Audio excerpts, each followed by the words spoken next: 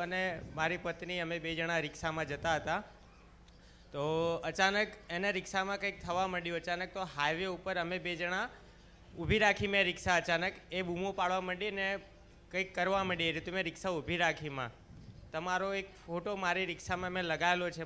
હું ત્યારે એકલો આમ મૂંઝાઈ ગયેલો કે શું કરું એમ. હવે ત્યારે મેં ફોટામાં ખાલી બે હાથ જોડીને એટલું જ કીધું કે માં શું કરું, આને કંઈક થઈ રહ્યું છે એમ.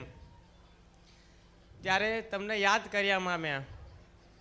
પછી અચાનક જ કોક આવ્યું અને એમ કીધું મારી પત્નીને કે બેન કંઈક મૂંઝવણ છે ખરી, કંઈક તકલીફમાં છો તમે.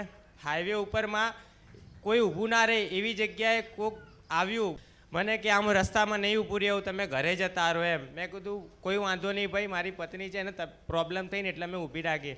મને કે હું ભાઈ નથી, તું મને ઓળખતો નથી કે હું કોણ છું એમ. મને ઓળખાય. એણે મને 2 વાર કીધું